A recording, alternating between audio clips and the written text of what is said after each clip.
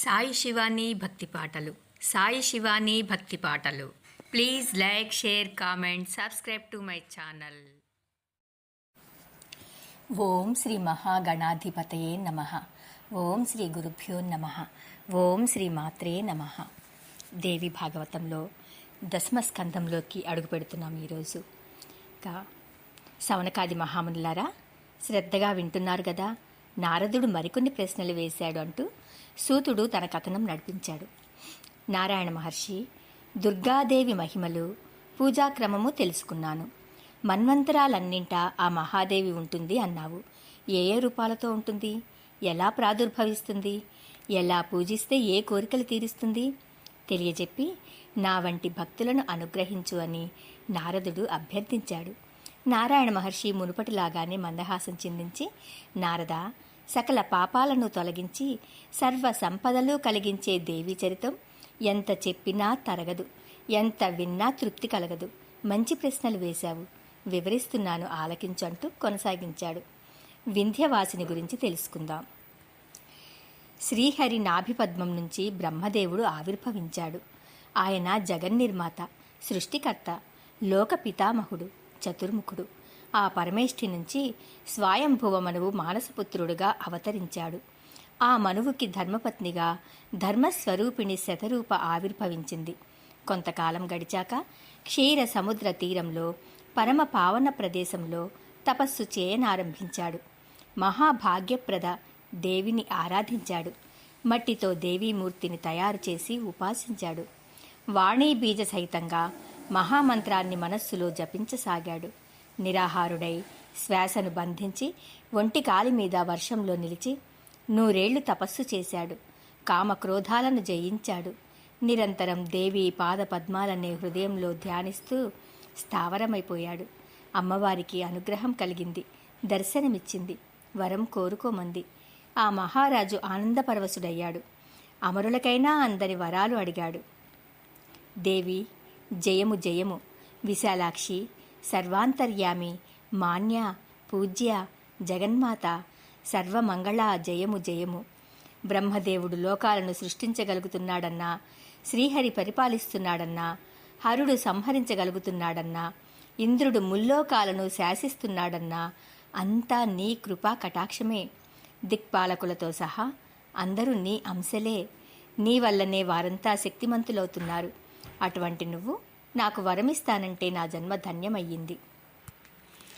దిక్పాలకులతో సహా అందరూ నీ అంశలే. నీ వల్లనే వారంతా శక్తిమంతులవుతున్నారు.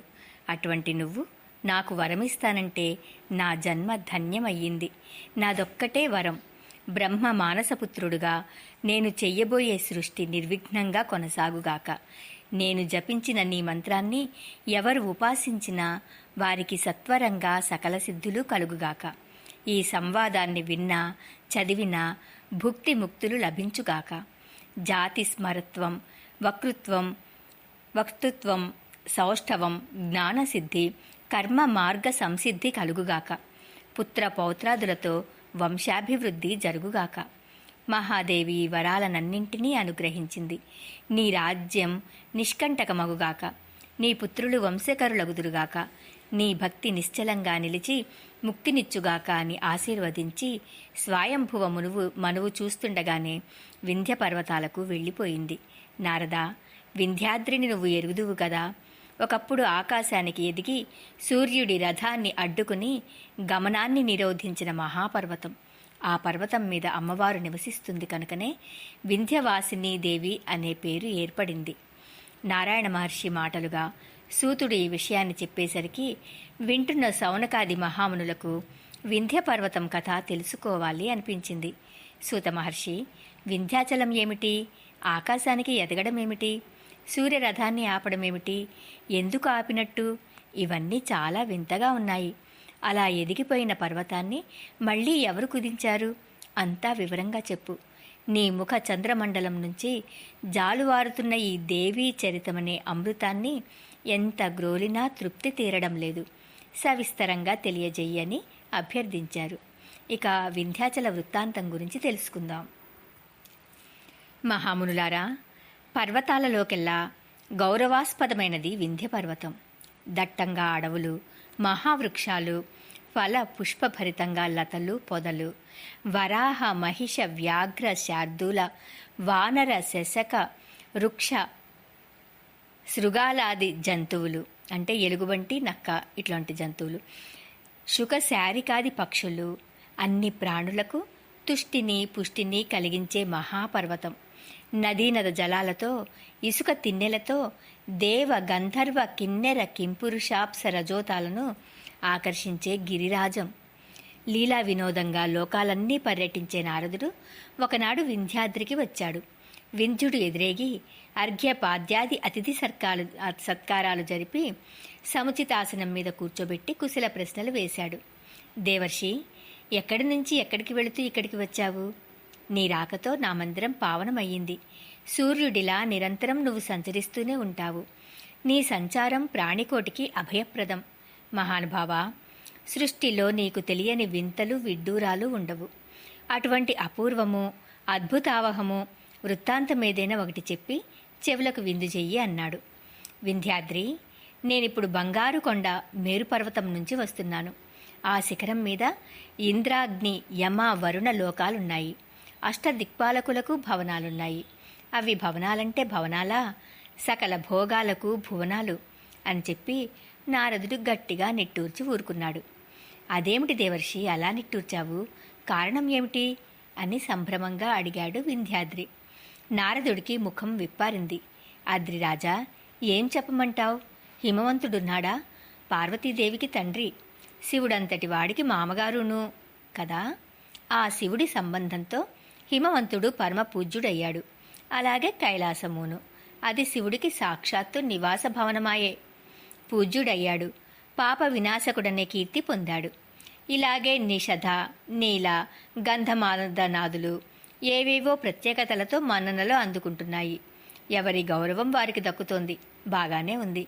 కానీ ఆ మేరు పర్వతం ఏమిటో మరీ విర్రవీగుతోంది. విశ్వాత్మకుడు సూర్యుడు గ్రహ బృందాలతో నక్షత్ర గణాలతో సహా తన చుట్టూ తిరుగుతూ ఉంటాడట. తానేమో కనక పర్వతంట. అన్ని పర్వతాలలోకి తానే ఉత్తమోత్తమమంట, శ్రేష్టంట, వరిష్టంట. తనకు సాటి వచ్చే పర్వతం మరొకటి ఈ సృష్టిలోనే లేదుట. ఏమిటో ఇలాగ తనకు తాను భావించేసుకుని తెగ విర్రవీగిపోతున్నాడు ఆ మేరు పర్వతరాజు. జ్ఞాపకం వచ్చి నిట్టూర్చాను. అంతకన్నా ఏమీ లేదులే వింధ్య పర్వతరాజా. అయినా నాలాంటి తపస్సులకు ఇలాంటి గొడవలతో పనేమిటి చెప్పు? ఏదో ప్రసంగవశాత్తు వచ్చింది కాబట్టి, అదైనా నువ్వు అడిగావు కాబట్టి ఈ మాటన్నా చెప్పాను. వెళ్ళొస్తా అంటూ లేవబోయాడు. ఈ మాట కాస్త చెప్పేసి స్వైరచారి దేవర్షి బ్రహ్మలోకానికి వెళ్ళిపోయాడు. వింధ్యుడికి మనస్సు కుతకుతలాడిపోయింది. లోపల లోపల చిచ్చు రగులుకుంటోంది. శాంతి లేదు. ఏం చెయ్యాలి? ఎలా చెయ్యాలి? మేరువుని జయించడం ఎలాగా? అందాక శాంతి లేదు, సౌఖ్యం లేదు. ఓడించకపోతే నా ఉత్సాహం ఎందుకు? నా మానాభిమానాలు ఎందుకు? నా కీర్తి ఎందుకు? నా కులం ఎందుకు? నా బలం ఎందుకు? నా పౌరుషం ఎందుకు? నా జ్ఞానం ఎందుకు? నా వంశం ఎందుకు? ఇలా మదన పడుతుండగా అతడి మనస్సులో ఒక ఆలోచన తళుక్కున మెరిసింది. దోషకారిణి బుద్ధి పుట్టింది. రోజూ సూర్యుడు గ్రహ నక్షత్ర బృందాలతో ప్రదక్షిణం చేస్తాడుట కదా ఆ మేరువుకి. సరే, ఆ సూర్యుడి మార్గానికి అడ్డం నిలుస్తాను. ఎలా ప్రదక్షిణం చేస్తాడో చూస్తాను. మేరువుకి గర్వభంగం చేస్తాను. ఈ బుద్ధి పుట్టడమేమిటి? వెంటనే వింధ్యాద్రి ఆకాశానికి ఎదిగింది. కొండ కొమ్ములతో ఆవరించింది. సూర్యుడు ఉదయించని ఎటు కదులుతాడో చూస్తాను అని ఆకాశాన్ని తన్ని పెట్టుకు నిలబడింది. రాత్రి గడిచింది. నిర్మలంగా తెల్లవారింది. దిక్కులు తేటపడ్డాయి. తూర్పు కొండ నుంచి సూర్యరథం కదిలింది. కిరణాలు దశ దిశలకు పరుచుకున్నాయి. పద్మాలు వికసించాయి. కలువలు ముకుళించాయి. లోకులు తమ తమ పనులకు ఉపక్రమించారు. పూర్వాహ్న, అపరాహ్న, మధ్యాహ్న విభాగం కల్పించి హవ్య కవ్య భూతబలులను దేవతలకు వృద్ధిపరిచే సూర్యుడు తూర్పు నుంచి కదిలి ఆగ్నేయానికి సాగి అక్కడి నుంచి దక్షిణ దిశగా ప్రయాణం సాగించాడు. అతడు వచ్చి వెళుతుంటే దిక్కాంతలు విరహ వేదనకు లోనవుతున్నారు. దక్షిణ దిశగా వెళుతున్న రథం హఠాత్తుగా ఆగిపోయింది. సారథి అనూరుడు ఒక్క పెట్టున అరిచాడు. సూర్యదేవా, వింధ్య పర్వతం ఎదిగి ఆకాశ మార్గాన అదిగో అడ్డంగా నిలిచింది. నీ ప్రదక్షిణం కోరి మేరువుతో పోటీ పడుతున్నట్టుంది అన్నాడు. సూర్యుడు ఆశ్చర్యపోయాడు. ఆకాశ మార్గంలో కూడా అడ్డంకులా? అవును మరి. అభివృద్ధి చెందుతున్న సూర్యుడు ఏదైనా సాధిస్తాడు. అతడికి అసాధ్యం ఏదీ ఉండదు. రథం ఆగిపోయింది. దేవుడే కాపాడాలి. దైవమే బలీయం. రాహువు బాహువులు సాచి కబళించిన క్షణకాలమైనా ఆగని నేను ఇప్పుడిలా అడ్డగింపబడ్డానంటే విధి బలీయం కాక మరింకేమిటనుకోను? సూర్యుడు ఆగిపోయాడు. ఏ లోకానికి దిక్కు తోచలేదు. ఎవరిని శరణు వేడాలి? కర్తవ్యం ఏమిటి? ఏమీ తోచలేదు. మానవులే కాదు, చిత్రగుప్తాదులు కూడా సూర్యుడిని బట్టే కాలాన్ని గణిస్తారు. ఇప్పుడు ఏం చెయ్యాలో వారికి పాలుపోలేదు. ఒక పర్వతం సూర్యభగవానుడిని అడ్డుకోవడమా? ఆహా, దైవ విపర్యయం. జగత్తు స్తంభించిపోయింది. స్వాహ స్వధాకారాలు లేవు. ఇది పశ్చిమ దిక్కువారి అవస్థ. ఇక దాక్షిణాత్యుల పరిస్థితి ఏమిటంటే రాత్రి తరగడం లేదు, మెలకువ వచ్చినా వేకువ కావడం లేదు. తూర్పు ఉత్తర దిక్కుల వారు నిలబడిపోయిన సూర్యుడి తాపాన్ని తట్టుకోలేక అల్లాడుతున్నారు. ఏ రకంగానైనా మొత్తం ప్రజానీకమంతా మృతము, నష్టము, భగ్నము, వినాశము అయిపోతుంది. అంతటా హాహాకారాలే వినవస్తున్నాయి. సంధ్యావందన, హోమాది క్రతువులు ఆగిపోయాయి. దానితో ఇంద్రుడితో సహా దేవతలంతా ఏమి చెయ్యాలో తోచక మడమలు తొక్కుతున్నారు. సౌనకాది మహామునులారా, పరిస్థితి ఇలా విషమించడంతో ఇంద్రాది దేవతలందరూ కలిసి సృష్టికర్తను ముందు నిలుపుకుని రుద్రుణ్ణి శరణు వేడారు. ఉమాలలిత పంకజ, గణాధ్యక్ష, అష్టసిద్ధి విభూతిదాత, మహామాయా విలాసస్థానమా, పరమాత్మ, వృషాంక, అమరేశ, కైలాసవాస, అహిర్బుద్న, మాన్య, మను, మానద, అజ, స్వాత్మారామ, శంభు, గణనాథ, దేవ, గిరీశ, మహావిష్ణుస్తుత, విష్ణు హృదయ పద్మ నివాస, మహాయోగరత, యోగగమ్య, యోగి విభు, యోగీశ, యోగ ఫలప్రద, దీన రక్షాకవర, దయాసాగర, ఆర్తి ప్రశమన, ఉగ్రవీర్య, గుణమూర్తి, వృషధ్వజ, కాలస్వరూప, కాలకాల, నమోన్నమః నమోన్నమః అంటూ అందరూ సాగిలపడ్డారు. ఉబ్బులింగడు పరవశించాడు. చిరునవ్వులు చిందించాడు. దేవతలారా, మీ స్తోత్రం నన్ను అలరించింది. ప్రసన్నుడిని అయ్యాను. మీ మనోరథాలు ఏమిటో చెప్పండి, తీరుస్తాను అన్నాడు గంభీరంగా. సర్వదేవేశ, గిరీశ, శశిమౌళి, ఆర్తులకు సుఖ సంతోషాలు కలిగిస్తావు కనుక శంకరుడవయ్యావు. ఇప్పుడు మేమంతా ఆర్తులము, నిన్ను శరణు అంటున్నాం. మాకు శం కలిగించు. వింధ్య పర్వతమని ఒకటి ఉంది. మేరువుతో దానికి పంతము పోటీ. అదిప్పుడు శరీరం పెంచి సూర్యగమనాన్ని నిరోధించింది. లోకాలన్నీ అల్లల్లాడిపోతున్నాయి. దాని విజృంభణాన్ని నిలవరించు. లోకాలకు మేలు చెయ్యి. సూర్యుడే ఆగిపోతే ఇక కాలజ్ఞానం ఎలాగా? యజ్ఞయాగాలు లేక, స్వాహా స్వధాకారాలు లేక మేమంతా జీవించేది ఎలాగా? ఎవరిని శరణు వేడాలని ఆలోచిస్తే మాకందరికీ నువ్వే స్ఫురించావు. ఈ ఆపద తొలగించడానికి నువ్వే సమర్థుడవు. మాకు మరొక దిక్కులేదు, కాపాడు అన్నారు. దేవతలారా, మీకు నా మీద ఉన్న నమ్మకానికి సంతోషమే. కానీ నాకు అంతటి శక్తి లేదు. ఏ పర్వతాన్నైనా అణిచివేయగల సమర్థుడు రమాకాంతుడొక్కడే. అతడే మనకందరికీ ప్రభువు, సర్వకారణ కారణుడు. నేను వస్తాను, పదండి, వైకుంఠానికి వెడదాం. శ్రీహరితో విన్నవించుకుందాం. కష్టాలు కడతేరుస్తాడు అనడమేమిటి? శివుడి వెంట దేవతలందరూ బయలుదేరి వేగంగా వైకుంఠం చేరుకున్నారు. విష్ణుమూర్తి జయము జయము, రమావల్లభ శరణు శరణు, మహాపురుష, దైత్యారి, కామజనక, సర్వకామ ఫలప్రద, మహావరాహ, గోవింద, మహాయజ్ఞస్వరూపక, మహావిష్ణు, ధ్రువేశ, జగదుత్పత్తి కారణ, మత్స్యావతారం ధరించి వేదాలను ఉద్ధరించావు. సత్యవ్రత, ధరాధీశ, సురకార్య సాధక, అమృతాప్తికర, ఈశాన, నమోన్నమః. ఆది దైత్యుడిని సంహరించడానికి ఆది సూకర రూపం ధరించినవాడా, భూమి భారావహ, కూర్మరూప, హిరణ్యకశిపుడిని మట్టుబెట్టడానికి నరసింహావతారం ఎత్తినవాడా, బలిచక్రవర్తిని కిగురించడానికి వామనమూర్తివైనవాడా, దుర్మార్గులైన క్షత్రియుల్ని అంతమొందించడానికి రేణుకా జమదగ్నులకు పుత్రుడవైన పరశురామ, దశకంధర సంహారం కోసం భూలోకాన అవతరించిన దాశరథి, కంస దుర్యోధనాది రాక్షసాంశలను తునిమి భూభారం తొలగించడానికి ధర్మ సంస్థాపనకు కృష్ణావతారం ధరించినవాడా, పశు హింసను వారించి దుష్ట యజ్ఞాలను నిషేధించిన బుద్ధావతార, దుష్టుల పాలనలో మగ్గిపోతున్న లోకాన్ని కాపాడటం కోసం కల్కి రూపం ధరించినవాడా, శిష్ట రక్షణకు దుష్ట శిక్షణకు దశావతారాలకు ఎత్తి సర్వదుఃఖహరుడవయ్యావు. భక్తుల ఆర్తిని తొలగించడం కోసం స్త్రీ జన్మలే కాదు, జల జంతువుల రూపాలను కూడా ధరించావంటే నీకంటే దయానిధులుంటారా? భక్తార్తిహర నమోన్నమః నమోన్నమః. దేవతలు భక్తి ప్రపత్తులతో స్తుతించి సాష్టాంగపడ్డారు. గదాధరుడు ప్రసన్నుడయ్యాడు, మందహాసం చిందించాడు. దేవతలారా, నేను ప్రసన్నుడిని అయ్యాను, మీకింక భయం లేదు. వేదనలన్నీ మర్చిపోండి, భరింపరాని మీ దుఃఖాన్ని తొలగిస్తాను. ఎంతటి దుర్లభమైన వరమైనా సరే ఇస్తాను, కోరుకోండి. మీ స్తోత్రము ఇంతగా నన్ను ఆనందింపజేసింది. తర్వాత లేచి శుచి అయి ఈ స్తవాన్ని పఠించిన వారికి ఏ దుఃఖాలు రావు. అనారోగ్యం కానీ దారిద్ర్యం కానీ వారి ఇళ్ల దరిదాపులకైనా రావు. దుష్టగ్రహ భూత ప్రేత పీడలు ఉండవు. మంచి సంతానంతో భోగ భాగ్యాలతో సుఖాలనుభవిస్తూ చిరకాలం జీవిస్తారు. వెయ్యేలా ఈ స్తోత్రం సర్వార్థ సాధకం, భుక్తి ముక్తి ప్రదాయకం. విబుధులారా, మీ మనస్సులో బాధ ఏమిటో చెప్పండి, తప్పకుండా తొలగిస్తాను. అణు మాత్రం కూడా సందేహించకండి. శ్రీహరి ప్రసంగంతో ఇంద్ర రుద్ర బ్రహ్మాది దేవతలకు ఉత్సాహం కలిగింది. వింధ్య వృత్తాంతం విన్నవించారు. దేవదేవ మహావిష్ణు సృష్టి స్థితి లయ కారణ వింధ్య పర్వతం సూర్యభగవానుడిని అడ్డుకుంది. మేమంతా భోగ భాగ్యరహితులమైపోయాం. ఏం చెయ్యాలో ఎక్కడికి పోవాలో దిక్కుతోచక నీ సన్నిధికి వచ్చాము. నువ్వే కాపాడాలని మొరపెట్టుకున్నారు.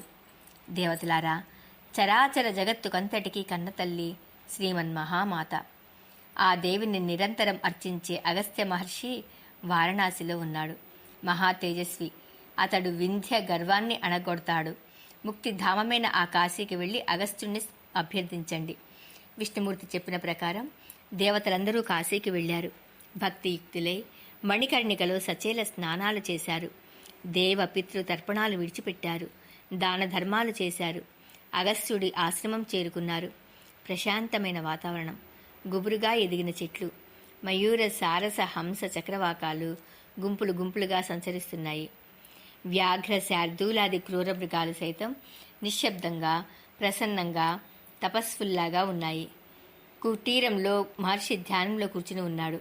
దేవతలు అట్టే అలికిడి చేయకుండా వెళ్ళి సాష్టాంగపడ్డారు. బ్రాహ్మణోత్తమ, పరమపూజ్య వాతాపి బలనాశక కుంభసంభవ లోపాముద్రాపతి మిత్రావరుణ నందన సర్వ విద్యానిధి శాస్త్రనిధి, నువ్వు ఉదయిస్తే జల ప్రవాహాలు తేరుకుంటాయి, రెల్లుదుబ్బులు వికసిస్తాయి. రావణుడంతటి వాడు నీ భక్తుడు, జటామండలధారి శిష్య బృంద విహారి నమోన్నమః. దేవతాస్తుత్య గుణరాశి ఆపోసిత వారాసి శరణు శరణు స్వామి శరణు శరణు. వింధ్య పర్వతానికి గర్వభంగం చేసి లోకాలను కాపాడు. దేవతల స్తుతిని అభ్యర్థనను ఆలగించిన అగస్త్యుడు ప్రసన్నుడై మెల్లగా కన్నులు విప్పాడు. మీరంతా ఉత్తమోత్తములు, దేవతలు, త్రిభువనేశ్వరులు, లోకపాలకులు, మహాత్ములు, నిగ్రహానుగ్రహ సమర్థులు. తిరుగులేని వజ్రాయుధం చేతబట్టిన ఇంద్రుడున్నాడు. హవ్య కవ్యవాహకుడు అగ్ని ఉన్నాడు. దేవతలకు అతడే కదా ముఖ్యస్థానీయుడు. రాక్షస గణాలను గడగడలాడించగలిగిన వరుణుడున్నాడు. యముడున్నాడు. వీరిలో ఏ ఒక్కరు తలుచుకున్నా వింధ్య పర్వతానికి శృంగభంగమైపోతుందే. ఇలాంటిది అందరూ వచ్చి నన్ను కోరుతున్నారంటే వింతగా ఉందే. మహర్షి, వింత ఏమీ లేదు. ఇది మాకెవరికీ సాధ్యం కాదు. విష్ణుమూర్తి సూచనపై నిన్ను అభ్యర్థిస్తున్నాం. నువ్వే సమర్థుడివి. నిశ్చేష్టమైపోయిన ముల్లోకాలను కాపాడే శక్తి నీకే ఉంది. సూర్యుడికి గతి కల్పించు, వింధ్యుడికి సన్మతి పుట్టించు. నీ తేజస్సుకి లొంగుతాడు, సముద్రుడవుతాడు. కేవలం ఈ పని మీదనే వచ్చాం. ఉపకారం చేసి పెట్టు. చెయ్యాలి, తప్పదు. దేవతల విజ్ఞప్తిని అగస్త్యుడు అంగీకరించారు. సరే అన్నాడు. విబుధుల అంతరంగాలు తేలికపడ్డాయి. తృప్తిగా ఊపిరి పీల్చుకుని తిరిగి వెళ్ళారు. ఇక అగస్త్యుడి దక్షిణాపథ యాత్ర గురించి తెలుసుకుందాం. దేవతలు వెళ్ళాక అగస్త్యుడు ధర్మపత్ని లోపాముద్రను పిలిచాడు. రాకుమారి, మన కాశీ నివాసానికి విఘ్నం రానే వచ్చింది. వింధ్య పర్వతం సూర్యుడి దారికి అవరోధం కలిగించిందంట. దానిని తొలగించమని దేవతల ఆజ్ఞ. మనం వెళ్ళక తప్పదు. కాశీ గురించి పూర్వీకులు చెప్పిన మాట వాస్తవం. కాశీలో నివసించే వారికి విఘ్నాలు చాలా వస్తాయి. అయినా ముముక్షువులు అవిముక్తాన్ని విడిచిపెట్టకూడదు అన్నారు. అన్నట్టుగానే అంతరాయం రానే వచ్చింది. సరే పద, దక్షిణాపథానికి బయలుదేరదాం అన్నాడు. ఇద్దరూ కలిసి మణికర్ణికలో స్నానం చేసి విశ్వేశ్వరుని దర్శించారు. అటుపైని దండపాణిని అర్చించారు. కాలభైరవమూర్తిని సందర్శించారు. కాలరాజా, మహాబాహు, భయనాశక, కాశీ పట్టణానికి నువ్వు ప్రభువువు. కాశీవాసులకు కలిగే విఘ్నాలను అన్నింటినీ తొలగించేవాడవు. భక్తులను రక్షించేవాడవు. నన్నెందుకు దూరం చేస్తున్నావు? స్వామి, నేను చేసిన అపరాధం ఏమిటి? ఎవరి మీదనైనా అపవాదులు వేశానా? అసత్యాలు పలికానా? లోభగుణానికి లొంగిపోయానా? ఏ పాపం చేశానని నాకు ఈ శిక్ష విధిస్తున్నావు? ఎందుకు వెళ్ళగొడుతున్నావు? సాక్షి గణపతి, విఘ్న నివారణ, నీకు కోపమే వచ్చిందా? కాశీని విడిచి వెళ్ళవలసిన అవసరాన్ని ఎందుకు కల్పించావు? ఆ ముని దంపతులు ఇలా కాశీ దేవతలనందరినీ దర్శించి ప్రార్థించి విన్నపాలు చేసుకుని దక్షిణ దిక్కుకు బయలుదేరారు. కాశీని విడిచిపెట్టవలసి వస్తోందే అన్న బాధ అనుక్షణం వారిని పీడించింది. గుండె దిటవు పరుచుకుని ప్రయాణం సాగించారు. అడుగడుగునా కాశీని తలుచుకుంటూనే నడిచారు. కొంత దూరం వెళ్ళాక నడక చాలించి తపశ్శక్తినే విమానం చేసుకుని ఆకాశ మార్గాన దక్షిణాపథం వైపు వచ్చారు. నిమిషన్నరలో ఎట్ట ఎదుట వింధ్య పర్వతం కనిపించింది. ఆకాశానికి తన్నుకుని నిలబడి ఉంది. ముని దంపతులు ఆశ్చర్యచకితులై చూస్తూ నిలబడ్డారు. అగస్త్యుడిని అల్లంత దూరంలోనే చూసిన వింధ్యుడు వణికిపోయాడు. మహర్షికి మర్యాదలు చేయాలి, స్వాగతం పలకాలి, ఎలాగా అని కంగారు పడ్డాడు. తనను తాను కుంచుకుని వినయంగా భక్తిగా సాష్టాంగపడ్డాడు. అగస్త్యుడి మనస్సు ప్రసన్నమయ్యింది. ముఖం విప్పారింది. వత్స, దక్షిణాపథానికి వెళ్ళి నేను తిరిగి వచ్చే వరకు నువ్వు ఇలాగే ఉండు. ఆకాశానికి అడ్డంగా ఎదిగి ఎత్తుగా నువ్వుంటే నీ శిఖరాలను అధిరోహించి దాటి వెళ్ళగలిగిన ఓపిక నాకు లేదయ్యా. అందుకని పుత్రక, నేను వెళ్ళి వచ్చే వరకు నువ్వు ఇలాగే ఉండు అని చెప్పేసి లోపాముద్ర అగస్త్యులు వింధ్యను దాటి దక్షిణ దిశకు వచ్చేశారు. శ్రీశైలాన్ని దర్శించి మలయాద్రి మీద ఆశ్రమం నిర్మించుకుని కాపురం ఉన్నారు. అగస్త్యుడి అభ్యర్థన మేరకు శ్రీమన్మహాదేవి వింధ్య పర్వతాన విడిది చేసింది. భక్తాగ్రేసరుడి అర్చనలకు తానై అందుబాటులో నిలిచింది. వింధ్యవాసినిగా ప్రసిద్ధికెక్కింది. స్వయంభువ మనువు ఈ వింధ్యవాసినినే ఉపాసించాడని నారాయణ మహర్షి నారదుడికి చెప్పిన వృత్తాంతాన్ని సూతుడు సౌనకాది మహర్షులకు వినిపించాడు. ఈ ఉపాఖ్యానం పుణ్యప్రదం, పాపనాశనం, రాజులకు విజయాన్ని, ద్విజులకు జ్ఞానాన్ని, వైశ్యులకు ధనధాన్య సమృద్ధిని, మిగిలిన వారికి సుఖ సంతోషాలను కలిగిస్తుంది. ఒక్కసారి చదివినా విన్నా చాలు అని ఫలశ్రుతి కూడా చెప్పాడు. మన్వంతరాలలో మహాదేవి గురించి తెలుసుకుందాం. సౌనకాది మహామునులారా, మొదటి మన్వంతరంలో జగన్మాత వింధ్యవాసినిగా ఆరాధనలు అందుకుంది. మిగతా మన్వంతరాలలో ఏ రూపాలతో ఎవరెవరి అర్చనలు అందుకున్నదో తెలియచెప్పమని నారదుడు అడిగాడు. నారాయణ మహర్షి ఇలా వివరించాడు. నారద, స్వయంభువుడు మొదటి మనువు. ఆయన వింధ్యవాసిని ఆరాధించి అకంటకంగా రాజ్యపాలన సాగించాడు. ప్రియవ్రత, ఉత్తానపాదులు ఇద్దరు అతడి కుమారులు. మహా తేజస్సులు, పరిపాలకులుగా సుప్రసిద్ధులు. ఈ స్వయంభువుడి తర్వాత స్వారోచిషుడు రెండవ మనువు. ఇతడు ప్రియవ్రతుడి కుమారుడు. అప్రమేయ బలపరాక్రమ సంపన్నుడు. కాళింది తీరంలో ఆశ్రమం కట్టుకుని మట్టితో దేవి విగ్రహం చేసి దాని ఎదుటే కూర్చుని తపస్సు చేశాడు. 12 సంవత్సరాలకి అమ్మవారు అనుగ్రహించింది. కోటి సూర్యప్రభలు విరజిమ్ముతూ ప్రత్యక్షమయ్యింది. స్వారోచిషుడికి సర్వ మన్వంతరాలకు ఆధిపత్యం ప్రసాదించింది. తారిణి అనే పేరుతో ప్రసిద్ధికెక్కింది. తరువాత ఉత్తముడు అనే 3వ మనువు ప్రియవ్రత సుతుడు గంగా తీరంలో 3 ఏళ్లు తీవ్రంగా తపస్సు చేసి అమ్మవారి అనుగ్రహానికి పాత్రుడయ్యాడు. నిష్కంటకంగా రాజ్యం పరిపాలించి ఉత్తమ సంతానం పొంది భోగ భాగ్యాలు అనుభవించి ధర్మకార్యాలు ఆచరించి రాజర్షి పదవిని పొందాడు. ప్రియవ్రతుడి 4వ కుమారుడు తామసుడు మనువు అయ్యాడు. నర్మదా నది దక్షిణ తీరంలో దేవీ సమర్చన చేశాడు. వసంత శరదృతువుల్లో నవరాత్రి సపర్యలు చేశాడు. స్తోత్రాలతో అనుగ్రహం సంపాదించాడు. జలజాక్షిగా అవతరించి జగన్మాత వరాలు ప్రసాదించింది. అకంటకంగా రాజ్యమేలి 10 మంది మహావీరుల్ని పుత్రులుగా పొంది ఉత్తమ లోకాలకు చేరుకున్నాడు. తామసుడి తమ్ముడు రైవతుడు 5వ మనువయ్యాడు. కాళింది తీరంలోనే తపస్సు చేశాడు. సరస్వతి బీజాక్షరంతో కలిపి అమ్మవారి మహామంత్రాన్ని రహస్యంగా జపించాడు. జగజ్జనని అనుగ్రహానికి పాత్రుడై రాజ్యాన్ని శత్రుపీడారహితంగా పాలించి సత్పుత్రుల్ని పొంది ఇంద్రలోకం చేరుకున్నాడు. అంగపుత్రుడు చాక్షుషుడు 6వ మనువయ్యాడు. సుపులహుడు అనే బ్రహ్మర్షిని శరణు వేడాడు. సిరి సంపదలు కలిగే ఉపాయం చెప్పమని, సమస్త మేదినీ మండలానికి ఆధిపత్యం లభించే తెరువు చూపమని, అవ్యాహత భుజబలం, శస్త్రాస్త్ర నైపుణ్యం కావాలని, ఉత్తమ సంతానం, అఖండ యవ్వనం, జన్మాంతంలో మోక్షం, ఇవి నా అభిలాషలన్నీ అభ్యర్థించాడు. ఆ బ్రహ్మర్షి వాగ్భవ బీజయుక్తంగా మహాదేవి మూలమంత్రాన్ని జపించమని, త్రిమూర్తులకు ఆయా శక్తులు అందువలనే లభించాయని, నీకు అలాగే కోరికలన్నీ తీరతాయని ఉపదేశించాడు. చాక్షుషుడు విరజానది తీరానికి వెళ్ళి దీక్షతో తీవ్ర తపస్సు చేశాడు. కేవలం రాలిపడిన ఆకులు అలములు తింటూ ప్రాణాలు నిలుపుకుని జపం సాగించాడు. మొదటి సంవత్సరం గడిచింది. 2వ సంవత్సరమంతా కేవలం నీరు తాగి 3వ ఏడు అది కూడా మానేసి గాలిని మాత్రమే పీలుస్తూ స్థాణువులా నిలబడి తపస్సు చేశాడు. ఇలా 12 ఏళ్లు గడిచాయి. అప్పుడు శ్రీ పరమేశ్వరి సాక్షాత్కరించింది. వరం కోరుకోమంది. మహాదేవి, నువ్వు సర్వాంతర్యామివి. నా కోరికలు ఏమిటో తెలుసు. అయినా అడగమన్నావు కనుక అడుగుతున్నాను. మన్వంతర రాజ్యం కావాలి. సద్గుణ సంపన్నులు, మహావీరులు, దేవీభక్తి తత్పురులు అయిన పుత్రులు కావాలి. భోగ భాగ్యాలు అనుభవిస్తూ శత్రుపీడారహితంగా రాజ్యాన్ని పరిపాలించాలి. జన్మాంతంలో ముక్తి కలగాలి. దేవేసి అనుగ్రహించు అని అభ్యర్థించాడు చాక్షుషుడు. అమ్మవారు అన్ని వరాలు ఇచ్చి అంతర్ధానం చెందింది. చాక్షుషుడు మనువుల్లోకెల్లా మాన్యుడయ్యాడు. అతడి కొడుకులు సమర్థులనిపించుకున్నారు.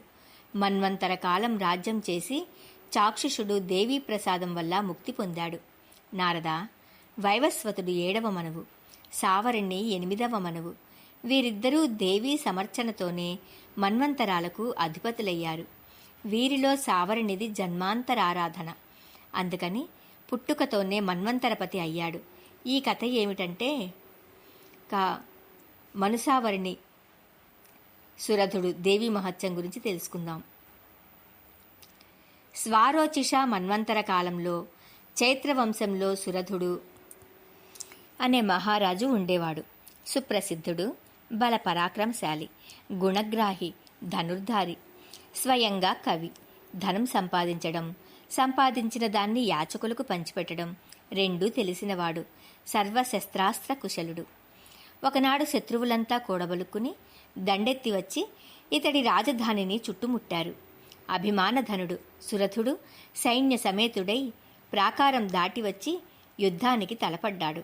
భీషణంగా జరిగిన యుద్ధంలో కట్టకడపటికి సురథుడు ఓడిపోయాడు. సకల సంపదలు మిత్రులకు శత్రువులకు హస్తగతమైపోయాయి. దిక్కుతోచని సురథుడు ఒక గుర్రాన్ని అధిరోహించి రహస్య మార్గాన అడవులకు వెళ్ళిపోయాడు. వికలమైన మనస్సుతో అడవిలో ఒంటరిగా తిరుగుతుంటే ఒక మునీశ్వరుడు చూసి ఓదార్చి ఆశ్రమానికి తీసుకువెళ్ళాడు. ఆ ప్రశాంత వాతావరణంలో మునిశిష్యులతో చాలా కాలం గడిపాడు.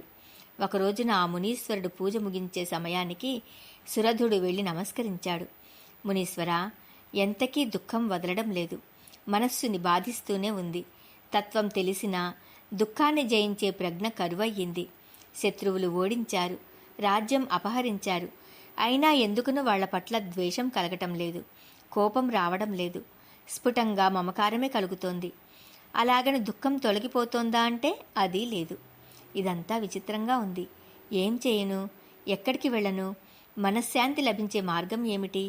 నువ్వు వేదాంగవేత్తవు, అనుగ్రహించి ఏదైనా దారి చూపించు అన్నాడు. సురథ, దేవి మహాత్మ్యం చాలా ఆశ్చర్యకరం సుమా. ప్రాణి కోటి మనస్సులను బలవంతంగా మోహానికి గురి చేస్తూ ఉంటుంది. ఈ జగత్తును సృష్టించేది, పాలించేది మాత్రమే కాదు, నాశనం చేసేది కూడా ఆ మహాదేవియే. కామదాత్రి, మహామాయ, కాళరాత్రి, దురత్యయ, విశ్వసంహారిణి, కాళి, కమల, కమలాలయ, జగత్తు అంతా ఆవిడలోనే లీనమై ఉంటుంది. ఆవిడ నుంచే ఆవిర్భవిస్తుంది, ఆవిడలోనే లయమవుతుంది. అందుకే పరాత్పర అన్నారు. ఆ తల్లి అనుగ్రహం ఉంటేనే గాని ఎవ్వరూ మోహాన్ని జయించలేరు. మోహాన్ని జయిస్తేనే గాని మనశ్శాంతి ఉండదు. మునివరా, ఆ దేవి ఎవరు? ఎలా ఉంటుంది? ఎక్కడ ఉంటుంది? ఎందుకని జీవకోటిని సమ్మోహపరుస్తుంది? ఆవిడ దయకు పాత్రుడనవ్వాలంటే ఏం చెయ్యాలి? సురథుడు ఆత్రంగా ప్రశ్నల వర్షం కురిపించాడు. మునీశ్వరుడు స్థిమితంగా బదులు పలికాడు. ఇక ఆ దేవి గురించి ఏం చెప్పారో రేపటి రోజున తెలుసుకుందాం. ఓం శ్రీమాత్రే నమః.